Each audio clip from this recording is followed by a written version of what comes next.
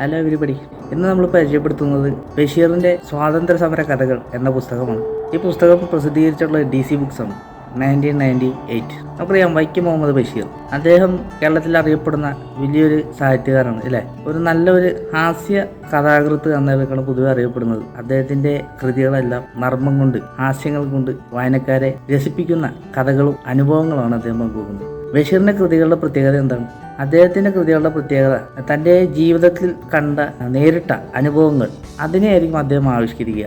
അതുകൊണ്ട് തന്നെ അദ്ദേഹത്തിൻ്റെ പല കഥകളിലും അദ്ദേഹം തന്നെ ഒരു കഥാപാത്രമായി വരും എന്നുള്ളതാണ് അതിൻ്റെ പ്രത്യേകത. ബഷീർ പൊതുവെ ഒരു ഹാസ്യ കഥാകൃത്ത് എന്നതിലാണ് പൊതുവെ അറിയപ്പെടുന്നതെങ്കിലും അദ്ദേഹത്തിൻ്റെ ഇന്ത്യൻ സ്വാതന്ത്ര്യ സമരത്തിൽ, രാഷ്ട്രീയ പ്രക്ഷോഭത്തിൽ എത്രത്തോളം പങ്കുണ്ട് എന്നുള്ളത് പൊതുവെ വായന ലോകത്ത് അങ്ങനെ അറിയപ്പെടുന്നില്ല, സാഹിത്യ ലോകത്ത് അത്ര പരിചിതമല്ല. പക്ഷേ അദ്ദേഹം വലിയൊരു സ്വാതന്ത്ര്യ സമര സേനാനി കൂടിയായിരുന്നു.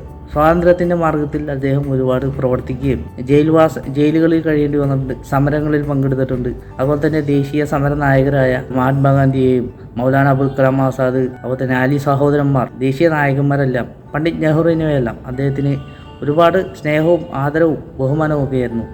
വൈക്കം സത്യാഗ്രഹം നടന്ന കാലത്ത് കേരളത്തിലേക്ക് മഹാത്മാഗാന്ധി വന്നപ്പോൾ വൈക്കത്ത് ഗാന്ധി ബോട്ടിലാണ് വന്നിറങ്ങിയത്. അന്ന് വൈക്കം ബോട്ടിലിട്ടിയിൽ വലിയ ജനക്കൂട്ടമുണ്ടായിരുന്നു.